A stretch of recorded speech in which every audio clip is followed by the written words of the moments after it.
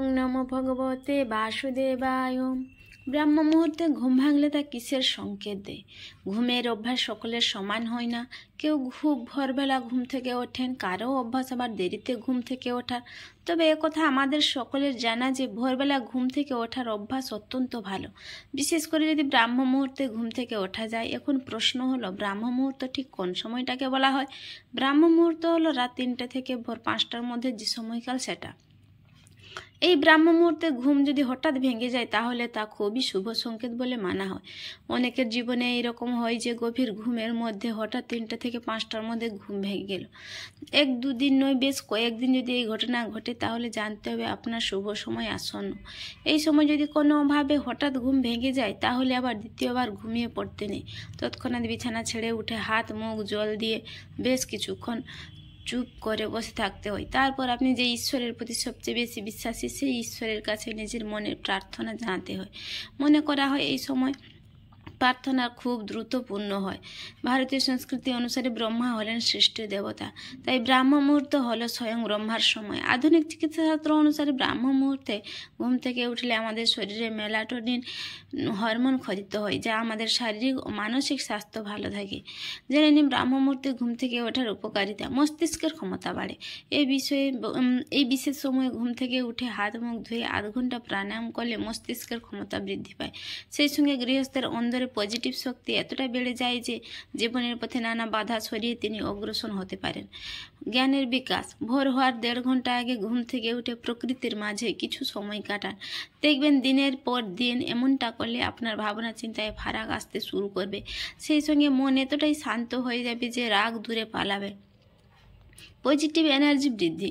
শাস্ত্রমতে ব্রাহ্ম মুহূর্তে উঠে লক্ষ্মী সরস্বতী মন্ত্র পাঠ করা শুরু করলে পরিবেশের উপস্থিত প্রাণ শক্তি, যাকে ভাইটাল লাইফ এনার্জিও বলা হয়, তা এত মাত্রায় অ্যাক্টিভ হয়ে যায় যে কোনো ধরনের দুর্ঘটনা বা খারাপ ঘটনা ঘটার আশঙ্কা হ্রাস পায়। ফুসফুসের ক্ষমতা বৃদ্ধি। একাধিক গবেষণায় দেখা গেছে ব্রাহ্ম মুহূর্তে পরিবেশে টাটকা অক্সিজেনের পরিমাণ প্রায় 41% এসে পৌঁছায়। তাই এই সময় ঘুম থেকে উঠে কিছু সময় গাছগাছালির মধ্যে কাটালে শরীরে অক্সিজেনের মাত্রা বাড়তে শুরু করে।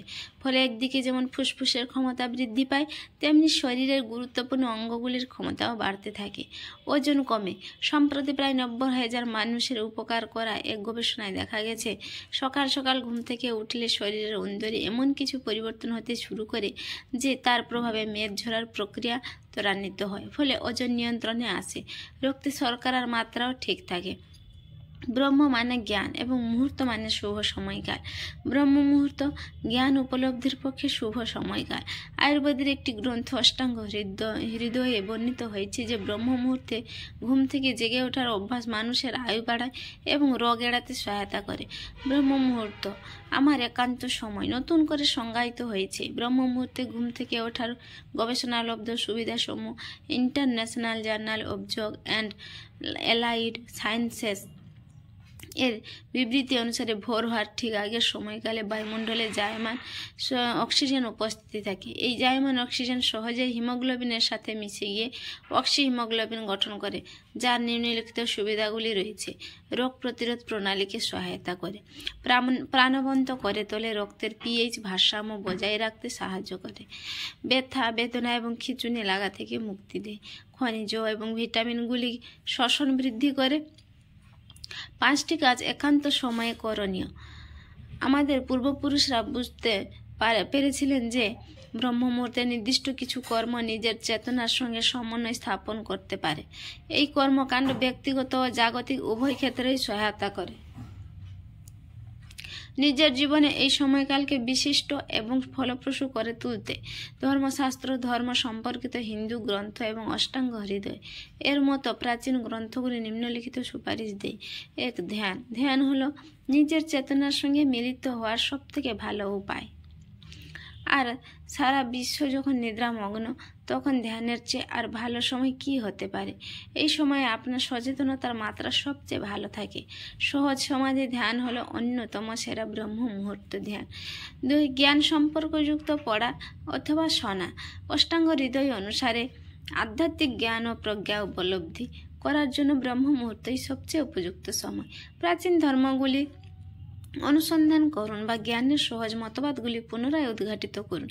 ধর্মশাস্ত্র অনুসারে ব্রহ্ম মুহূর্তের সময় শাস্ত্র অধ্যয়ন মানসিক সমস্যাগুলিকে সহজ করতে সহায়তা করে। 3. পরিকল্পনা। ব্রহ্ম মুহূর্ত আপনাকে যে সচেতনতার মাত্রা এবং সজীবতা প্রদান করে তা আপনার জীবনের গুরুত্বপূর্ণ বিষয়ে পরিকল্পনা করার জন্য উপযুক্ত সময়। এটি হতে পারে কাজ, অর্থ অথবা আগামী দিনে সম্পর্কিত। 4. অন্তর্দর্শন। আপনার গতকালের ক্রিয়াকলাপগুলি মনে করুন। ঈর্ষা, ক্রোধ এবং লোভের মতো নেতিবাচক আবেগগুলির কাছে কতবার পরাজয় স্বীকার করেছেন তা স্মরণ করুন। দেখুন এই স্মৃতিগুলির কোনোটিই যেন আপনাকে অপরাধবোধে আচ্ছন্ন না করে। কেবলমাত্র ওই মুহূর্তগুলি সম্পর্কে সচেতন হন। প্রতিদিন এটি করার ফলে এই আবেগগুলির কাছে আপনার পরাজয় স্বীকার করার প্রবণতা হ্রাস পাবে এবং অবশেষে খারাপ কর্ম হ্রাস পাবে। 5. আপনার বাবা, মা, গুরু এবং ঈশ্বরকে স্মরণ করুন। আমরা প্রায় সময় পাই না আমাদের জীবনের সবচেয়ে গুরুত্বপূর্ণ মানুষটিকে মনে করার। ঋষি শৌনক পরামর্শ দিয়েছেন যে ব্রহ্ম মুহূর্ত সময়কালে আপনার পিতামাতা, গুরু এবং সেই শক্তি যা এই সৃষ্টিকে চালাচ্ছে বলে বিশ্বাস করেন তাদের প্রতি শ্রদ্ধায় মাথা নোয়ান। এই শক্তিকে ঈশ্বর বা জাগতিক শক্তিও বলতে পারেন। 4টি নিষেধ কর্ম। ব্রহ্ম মুহূর্তে না করার ধর্মশাস্ত্রীয় পরামর্শ দেয় কিছু নিষেধের বিষয়ে। 1. ভোজন করবেন না। ব্রহ্ম মুহূর্তে খাওয়ার ফলে শারীরিক অসুস্থতা দেখা যায়। মানসিক চাপ এমন কোনো কাজ করবে না যাতে খুব বেশি মানসিক শ্রম দরকার হয়, এর ফলে আয়ু হ্রাস পায়। সকলেরই কি ব্রহ্ম মুহূর্তে ঘুম থেকে ওঠা প্রয়োজন?